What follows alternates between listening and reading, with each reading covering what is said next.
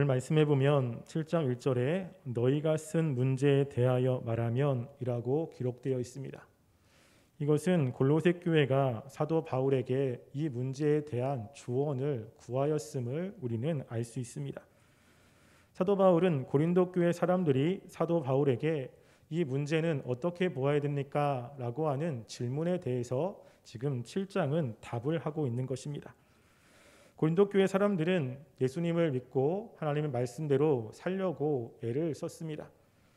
열심히 하나님의 말씀대로 살려고 애를 쓰면 나타나는 현상 중에 하나가 궁금한 것이 참 많습니다. 하나님의 뜻은 과연 어떨까? 이게 하나님의 뜻에 맞는 것인가? 저게 맞는 것인가? 참 궁금한 것이 참 많이 있죠. 이렇게 궁금한 것이 생기는 것은 너무나 당연한 것입니다.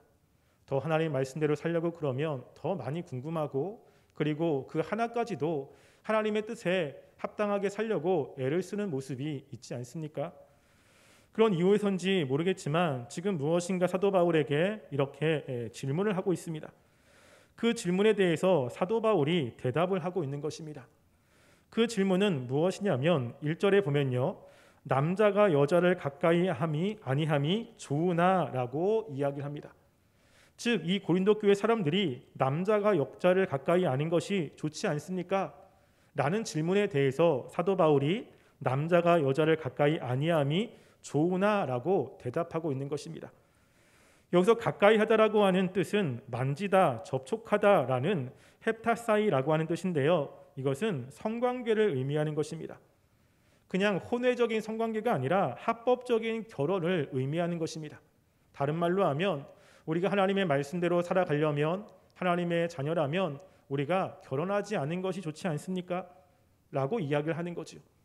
결혼하지 않고 혼자 살면서 하나님을 위해서 살아가는 것이 더 낫지 않습니까? 라는 질문을 지금 하고 있는 것입니다. 이것은 이 당시 고린도 사람, 일부의 고린도 사람들의 구호 가운데 하나였습니다. 왜 이런 이야기가 나왔냐면 이것은 고린도 당시, 이 당시의 시대적인 배경을 이해할 필요가 있습니다. 이 당시에 사람들 가운데 퍼져 있는 그 사상 중에 하나가 바로 영지주의라는 것이 있습니다. 이 영지주의는 영은 중요하고 육은 무익하다라고 하는 사상입니다. 그런데 이 영지주의가 들어왔을 때 이 영지주의로 인해서 극단적인 두 가지의 모습이 나타납니다. 첫 번째는 영지주의로 인해서 쾌락주의가 나타납니다. 즉 영은 중요하니까 육은 어떻게 살아도 상관이 없다는 것입니다. 그렇기 때문에 육은 마음대로 쾌락을 즐기며 성적 그런 문화에 빠지는 사람들이 있습니다. 이들은 우리가 구원받았기 때문에 또 영이 중요하기 때문에 어떻게 살아도 괜찮다. 우리는 모든 것을 다 할 수 있다라고 이야기를 합니다. 그렇게 이야기하는 사람에 대해서 사도 바울은 5장과 6장에 대해 그 사람들에게서 대답을 합니다. 우리가 6장 12절에 보면 이런 말씀이 있습니다. 모든 것이 내게 가하나 다 유익한 것이 아니요 모든 것이 내게 가하나 내가 무엇이든지 얽매이지 아니하니라 라고 이야기합니다. 이 쾌락주의의 사람들은 난 모든 것을 다 할 수 있다라고 주장하는 사람들입니다. 그때 그 사람들에게 사도 바울은 무엇이라고 이야기하냐면 모든 것이 가하나 다 유익한 것은 아니다 라고 하면서 그들에게 이야기를 합니다. 반면 이 영지주의는 오늘 말씀과 같이 또 한 부류로 빠지는데 그것은 바로 금욕주의라고 하는 것입니다. 그래서 영혼은 고귀하니까 고귀하고 육체는 저급하기 때문에 영혼의 순수성을 지키기 위해서는 육체가 요구하는 것은 무엇인지 거부한다라고 생각하는 사람들이 있습니다. 그렇기 때문에 육적인 이런 결혼은 당연히 안 된다라고 생각하는 겁니다. 만약에 결혼했다면 이들은 부부관계를 가져도 안 되고 부부가 한 가정에서 사는 것은 죄고 가정을 지키는 것도 죄라고 이야기하는 사람들입니다. 극단적인 금욕주의에 있는 사람들이 사도 바울에게 지금 질문을 하는 겁니다. 남자가 여자와 가까이 아니하는 것이 좋지 않습니까? 우리가 결혼하지 않는 것이 좋지 않습니까? 라고 질문을 합니다. 만약에 누군가가 우리들한테 이렇게 질문한다면 뭐라고 대답하시겠습니까? 야, 그게 말이 되냐? 야, 지금 성경에는 이렇게 결혼하라고 했는데 그건 말이 안 되지 라고 하면서 그들의 생각을 비난할 것입니다. 그런데 우리가 사도 바울이 그렇게 질문한 사람들에 대해서 대답한 대답을 보면 사도 바울은 그렇게 극단적으로 그들에게 이야기하지 않고 있습니다. 우리가 1절에 보면 사도 바울이 이렇게 이야기하죠. 남자가 여자를 가까이 아니함이 좋으나 라고 이야기합니다. 그런데 2절에 보면 음행을 피하기 위하여 남자마다 자기 아내를 두고 여자마다 자기 남편을 두라라고 이야기합니다. 남자가 여자를 가까이 함은 아니함이 좋냐? 그게 아니다라고 하는 것이 아니라 남자가 여자를 가까이 아니함이 좋으나라고 하면서 무엇인가 부드럽게 이야기를 합니다. 여기서 좋다라고 하는 이런 단어는 칼로디라고 하는 단어인데요. 이것은 어떤 의미냐면 유익의 문제를 말합니다. 이것이 옳고 그름의 이야기를 지금 사도 바울이 하고 있는 것이 아닙니다. 이것이 유익하냐 유익하지 않냐의 문제를 지금 이야기를 합니다. 남자가 여자를 가까이 아니함이 그것이 유익할 수도 있고 그렇지 않을 수도 있다라는 이야기를 지금 하고 있는 것입니다. 사도 바울은 지금 금욕주의에 빠진 사람들의 주장에 대해서 조심스럽게 반박을 하고 있습니다. 지금 그러면서 이렇게 이야기하는 사도 바울의 그 답 가운데 음양을 피하기 위하여 남자마다 자기 아내를 두고라고 이야기하죠. 결혼을 해야 되는 이유를 지금 음행과 관련되어서 이야기를 합니다. 그런데 우리가 결혼을 하는 이유가 음행 때문은 아니지 않습니까? 하나님께서 남자와 여자를 결혼하게 하신 그 이유 중에 하나는 그들이 서로 돕는 배필로 있게 만들기 위한 것이에요. 사도 바울이 이 답을 모르지 않습니다. 분명히 하나님의 말씀을 앓는 사도 바울은 지금 이렇게 하는 것은 하나님의 말씀에 위배된다라고 이야기하지 않고 그렇게 하는 것은 음행이기 때문에 문제가 된다라고 조심스럽게 이야기를 하죠. 사도 바울이 이렇게 이야기하는 이유는 그들의 현실적인 문제가 있기 때문입니다. 고린도 교회는 굉장히 음행이 만연한 그런 사회였습니다. 그 음행 때문에 많은 문제가 있었죠. 그러니까 이렇게 금욕주의로 빠진 사람들은 주변에 있는 사람들의 모습을 보면서 야, 결혼을 하면 저렇게 죄악되구나라는 생각을 가졌던 것입니다. 그래서 사도 바울은 이렇게 결혼하지 않으면 이렇게 더 타락하게 된다라고 하면서 남자와 여자가 결혼하는 것이 옳다라고 하는 그런 뉘앙스로 이야기를 풀어나갑니다. 그러면서 음행의 죄를 짓지 않기 위해서 부부는 어떻게 해야 되는가라고 이야기를 하는데 3절의 말씀에 보면 이렇게 이야기합니다. 남편은 그 아내에게 대한 의무를 다하고 아내도 그 남편에게 그렇게 할지니라고 이야기합니다. 이 의무라고 하는 것은 이 본문에서는 그 성관계를 이야기합니다. 서로 관계를 맺으라는 것이죠. 관계를 맺지 않으면 인간의 본성상 이렇게 음행에 빠지게 되는데 이것이 더 큰 죄라고 하는 것입니다. 그래서 만약에 4절에 보면 아내는 그의 몸을 주장하지 못하고 오직 그 남편이 하며 남편도 그와 같이 자기 몸을 주장하지 못하고 오직 그 아내가 하나니라고 이야기하죠. 서로 자기의 몸을 주장하는 것이 아니라 결혼을 했다면 상대방에게 해야 될 의무가 있고 상대방이 해야 될 그 의무에 합당하게 응해야 된다고 이야기를 합니다. 이 결혼을 계속해서 이 음행과 관련되어서 사도 바울은 이야기를 합니다. 그런데 5절에는 서로 분방하지 말라 다만 기도할 틈을 얻기 위하여 합의상 얼마 동안은 하되 다시 합하라라고 이야기하죠. 만약에 하나님께 기도하려고 서로 합의상 이렇게 따로 방을 썼다면 그 일정 기간이 끝나면 다시 합하라라고 하면서 계속 이야기를 합니다. 이렇게 사도 바울이 이야기하는 것은 지금 이들이 가지고 있는 생각 때문에 그렇습니다. 하나님의 말씀을 가지고 틀렸어, 맞았어 라고 하는 것이 아니라 그들이 생각하지 못했던 것들을 생각하면서 그들이 그렇게 합당하게 여긴 것들이 함정이 있고 그 합당하게 여긴 것들이 틀릴 수 있고 다를 수 있다는 것을 넌지시 이야기하며 그들의 생각을 바꾸도록 하고 있는 것입니다. 그러면서 그렇게 서로 남녀가 결혼했는데 서로 관계를 맺지 못하면 음행할 가능성이 있다는 것이죠. 이것이 하나님 앞에 더 큰 죄를 지을 수 있다는 것입니다. 그런데 그렇게 이야기하는 사도 바울은 6절에 보면 또 이렇게 이야기합니다.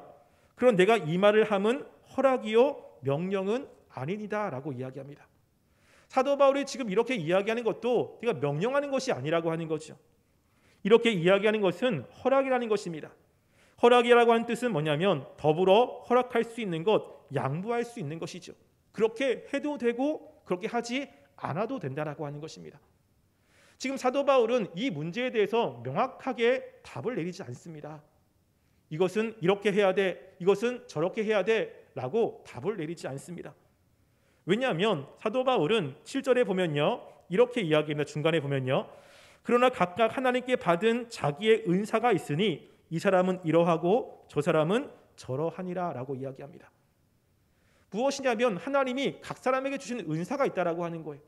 그래서 결혼을 해야 될 사람들은 결혼하는 것이고, 하나님이 결혼하지 않고 혼자 살게 하는 사람에게는 혼자 살아가는 것입니다. 사도 바울 자신도 혼자 살았죠. 나와 같이 되기를 원하는데 하나님이 각 사람에게 주신 것이 있다라고 하는 것입니다. 지금 사도 바울은 어떤 문제에 대해서 자신의 생각을 주장하며 다른 사람에게 관철시키지 않습니다.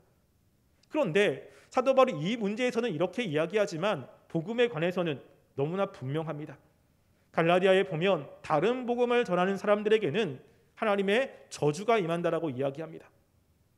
우리가 신앙생활을 할 때 정말로 우리가 사수해야 되는 것들이 있습니다. 정말로 목숨 걸고 사수해야 되는 복음들이 있습니다. 이것은 목숨 걸고 사수해야 됩니다. 그렇지만 목숨 걸고 사수하지 않고 이래도 되고 저래도 되는 문제들이 있습니다. 그것은 다양성을 인정해 주어야 되는 겁니다. 나랑 생각이 조금 다르다고 해서 그 사람을 정죄하거나 그 사람을 나의 생각과 나에게 맞추는 것이 아니라, 그것이 조금 다양성을 인정할 수 있는 것이라면 그 사람들의 생각을 중요하게 생각하며 인정해 주는 것이 필요합니다. 사도 바울은 계속해서 7장 17절 말씀에도 또 이렇게 이야기합니다. 오직 주께서 각 사람에게 나눠주신 대로 하나님이 각 사람을 부르신 그대로 행하라. 내가 모든 교회에서 이와 같이 명령하노라 라고 이야기하죠. 20절에도 보면요, 각 사람은 부르심을 받은 그 부르심대로 지내라. 24절에도 형제들아 너희는 각각 부르심을 받은 그대로 하나님과 함께 거하라라고 이야기합니다. 무엇이죠? 부르심이 다를 수도 있다라고 하는 것입니다. 우리가 이것을 인정할 필요가 있습니다. 종교개혁자 존 칼빈이 그의 제 기독교 강요에서 이런 이야기를 합니다. 하나님이 우리에게 주신 명확한 복음은 우리가 사수해야 됩니다. 근데 우리가 하나님 말씀대로 잘 지키기 위해서 인간이 나름대로 고안한 고안물이 있습니다. 우리가 어떻게 하면 하나님 말씀대로 잘 살 수 있지? 그러면 주의를 지키려면 이런 것들을 해야 되는구나. 하나님께 헌신하려면 이런 것들을 더 해야 되는구나. 새벽 기도도 또 말씀도 더 많이 암송해야 되고 더 뭘 해야 되는구나 라는 것들을 가지고 하나님 앞에 자신의 신앙을 이렇게 드러내게 됩니다. 굉장히 신앙적인 것입니다. 근데 성경에서는 명확하게 이야기하지 않고 있는 거예요. 인간이 더 하나님 앞에 잘 살기 위해서 자신들 나름대로 그것들을 고안해낸 것입니다. 근데 문제는 뭐냐면 그렇게 하면 괜찮은데 이것들이 진리가 돼버리는 것입니다. 그래서 하나님이 명하시지 않았는데 인간들이 만들어낸 그 고안물이 진리로 둔갑해서 그렇게 하지 않으면 신앙이 없는 사람이고, 그렇게 하지 않으면 하나님을 제대로 믿지 않는 사람이고, 그렇게 하지면 무엇인가 잘못된 사람으로 치부해버리는 경우가 있다는 것입니다.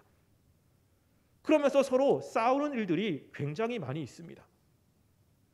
우리가 하나님을 위해서 열심히 살아가는 것 굉장히 중요한 것입니다. 우리가 목숨 바쳐 지켜야 되는 진리들은 목숨을 바쳐야 됩니다. 타협하면 안 되는 것입니다. 그렇지만 우리가 하나님이 명확하게 명하시지 않는 부분들, 우리가 다른 사람들의 자유나 하나님이 주시는 부르심과 관련된 부분들은 우리가 서로 그 사람들의 자유와 하나님의 부르심을 인정하는 것이 필요합니다. 그래야 교회에 문제가 없는 것이죠. 내가 이것이 옳다고 내 생각이 절대적이라고 다른 사람들에게 강요하면 여기서 문제가 생기는 것입니다. 우리가 교회가 하나님이 많은 사람들을 교회로 불렀습니다. 사람마다 다 달란트도 다르고 역할도 다르고 부르심도 다릅니다. 다양한 사람들이 한 교회 안에서 다양한 역할들을 하며 다양한 일들을 하게 하시는 것입니다. 근데 거기에서 내가 가지고 있는 것이 절대적이고 내가 가지고 있는 최고라고 한다면 다른 사람들은 거기에 설 수가 없는 것입니다. 우리가 이렇게 하나님의 말씀, 지켜야 되는 말씀과 그렇지 않은 것을 분별할 수 있는 지혜가 필요합니다. 내가 가지고 있는 것이 절대적이라고 하는 생각을 우리는 내려놓아야 됩니다. 복음에 대해서 예수님이 우리를 구원하셨다, 이것을 다르게 얘기한다면 우리는 싸워야 되죠. 그렇지 않지만 우리가 생활하는 가운데 다양한 문제들이 있습니다. 그 다양한 문제를 하나의 말씀을 가지고 그것이 옳다 그르다라고 얘기하기가 쉽지 않은 것들이 참 많이 있습니다. 우리가 교회 안에 생활을 할 때 정말 하나님의 진리와 그렇지 않은 것들을 분별할 수 있는 지혜를 달라고 기도했으면 좋겠습니다. 사도 바울도 지금 고린도 교회를 세운 사람이죠. 명확하게 이야기할 수 있습니다. 이렇게 해라. 근데 사도 바울 본인도 지금 내가 이렇게 이야기하는 것은 명령이 아니고 허락이다라고 이야기하면서 자신의 생각이 하나님의 말씀과 같다라고 이야기하지 않습니다. 자신이 고린도 교회 안에 그렇게 얘기할 수 있는 위치에 있지만 지금 그들이 하나님께서 역사하시는 것들을 인정하며 그들의 다양성을 인정하고 있는 것을 보게 됩니다. 우리도 사도 바울과 같이 어떤 문제가 있을 때 내 생각이 옳은 거야, 내가 하는 것이 절대적이야, 다 나를 따라야 돼, 이렇게 주장하지 마시고 이것이 정말로 지켜야 되는 것인지 그렇지 않은 것을 잘 분별하여 지킬 것을 지키고 또 우리가 지키지 않고 다양성을 인정할 것을 인정하며 지혜롭게 관계를 맺으며 살아가는 우리 모든 성도님 되시기를 주님의 이름으로 간절히 소원합니다. 기도하겠습니다.